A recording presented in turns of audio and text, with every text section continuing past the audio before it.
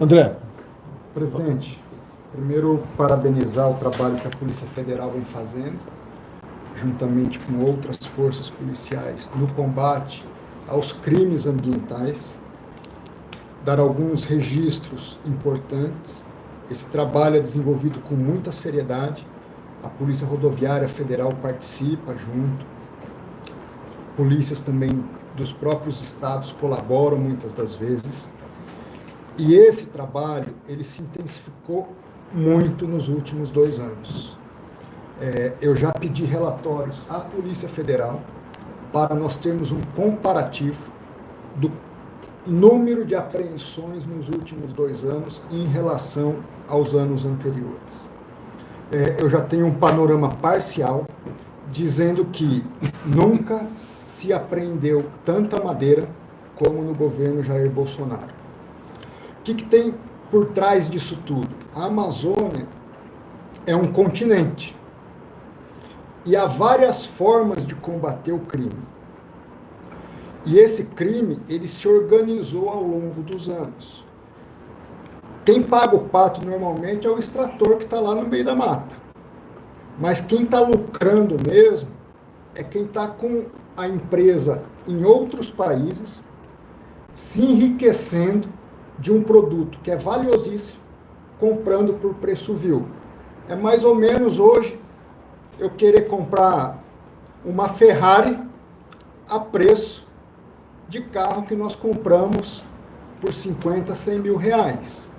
Essa é a proporção do que está acontecendo. Agora, nós temos nossa responsabilidade no Brasil? Temos. A Polícia Federal nunca atuou tanto e esse é só o começo. Nós compramos nos últimos 4 meses esses equipamentos que permitem fazer a análise do DNA da madeira, o DNA do ouro, o DNA de qualquer minério. Agora, esse material, ele chega em outros países a preço vil. Então não adianta nós combatermos aqui se do outro lado do oceano ou em outros contextos tem gente ganhando muito dinheiro à luz em função das nossas riquezas. Da mesma forma que um dia acabaram com o nosso pau-brasil, com o mogno, estão acabando com o nosso IP. E as riquezas desse IP e de outras madeiras de lei, raras, valiosas, não está ficando no Brasil.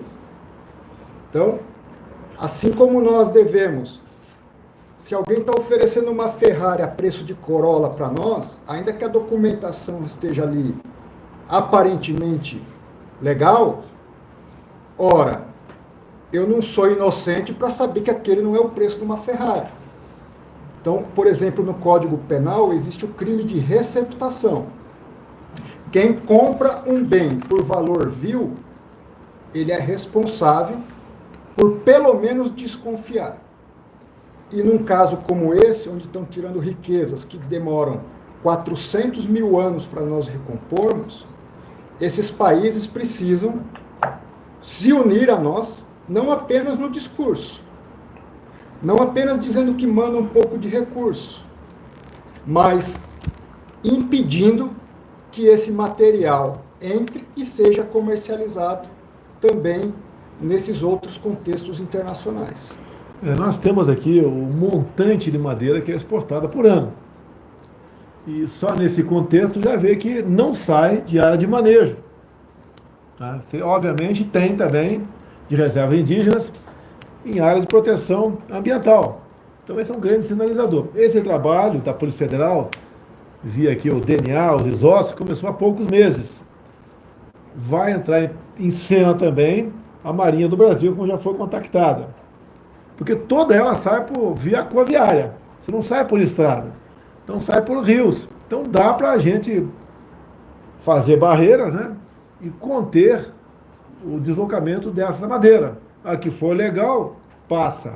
A que não for, não passará mais. Mas mesmo assim, nós temos aqui os nomes das empresas que importam isso e que país ela pertence. A gente não vai acusar o país A, B ou C de estar cometendo um crime. Mas empresas desses países, sim. Isso já tem em processo. Isso vai se avolumar, não me entendeu? A ponto tal que se tornará não atrativo a importação de madeira ilegal. Porque países outros nos criticam, e em algumas oportunidades até com razão, mas em outras não. E quando nós conseguimos chegar a bom termo essa questão, vai diminuir drasticamente o desmatamento no Brasil. É o que nós queremos. Não basta apenas criticar, nós temos que apresentar alguma coisa. Estamos apresentando. Agora, delegado Saraiva, alguma coisa que você falou para os embaixadores de vários países que tiveram recentemente uma viagem contigo no Amazonas, que você possa falar aqui? Sim. Essa questão que o senhor falou da rastreabilidade, por exemplo, da legislação europeia para a rastreabilidade do nosso rebanho bovino. É uma legislação muito minuciosa, em que a palavra rotulagem está escrita 35 vezes. A cadeia de custódia ela é perfeita. Começa com um brinco no boi lá no pasto, depois esse animal, ou vivo ou a carne, ganha um passaporte e vai para a União Europeia.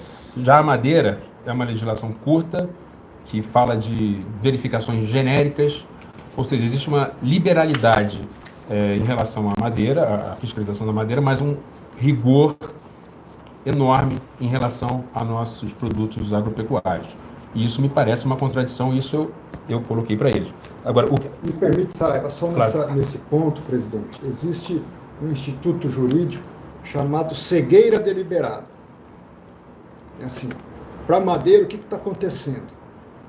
Eu estou fechando os olhos, estou vendo, mas a madeira está entrando e não estou criando mecanismos que existem para, por exemplo, o bovino brasileiro, para uma riqueza tão valiosa quanto o nosso rebanho. Presidente, se me permite acrescentar, essa iniciativa brasileira de rastreabilidade da madeira, ela é inédita. Nós vamos dar à madeira brasileira uma rastreabilidade inédita, ou seja, ela vai ter uma assinatura química, científica. Isso vai agregar valor à madeira brasileira. Então, nós vamos poder tirar menos madeira e vender por um preço justo. E de forma legal. E de forma legal. De maneira geral, no Brasil, falta agregar valor naquilo que nós produzimos. Exato. Você pode ver, né? Qual o país que mais fatura com café no mundo?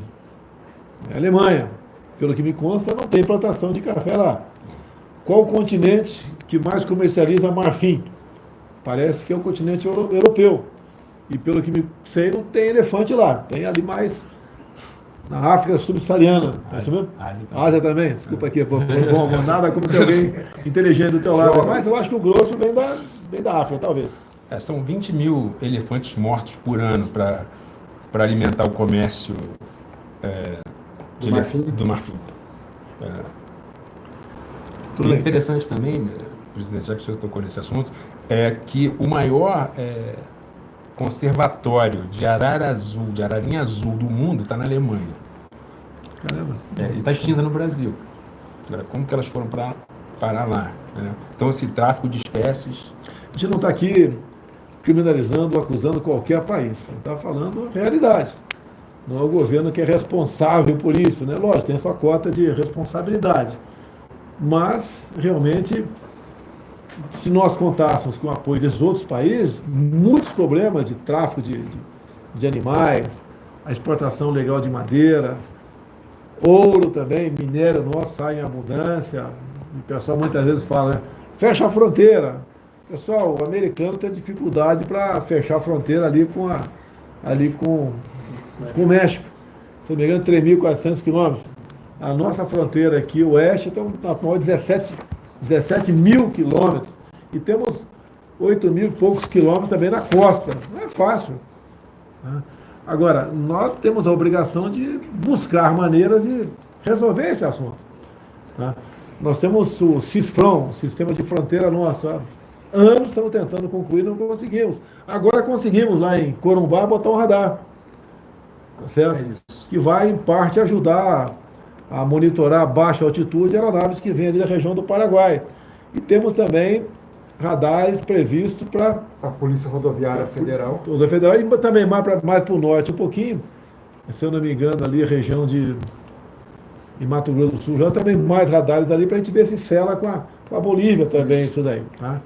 E vamos evoluindo. Tá? Tem um brilhante trabalho da DOF, né?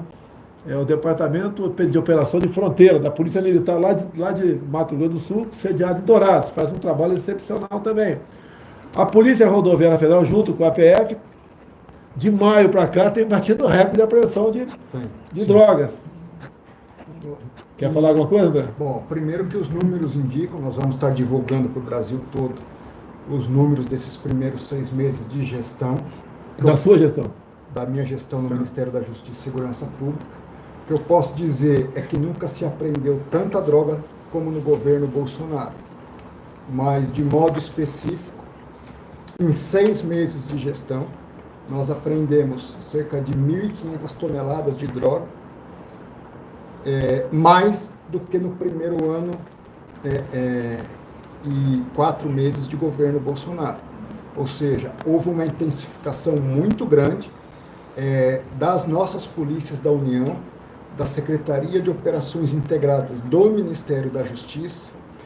E, presidente, me permita, nós temos que ultrapassar uma fase no Brasil onde o que vale é o discurso e não o trabalho. Então tem muita gente que fala muito, dá muita opinião sobre tudo, mas não entrega aquele resultado que o país espera. Nosso desafio é imenso na criminalidade.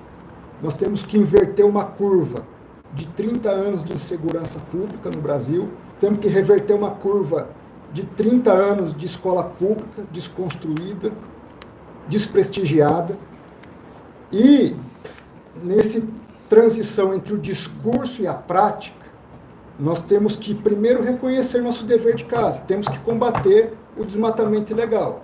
Mas também não adianta nós combatermos aqui se outros países não combatem também a receptação desse material que chega lá ilegalmente.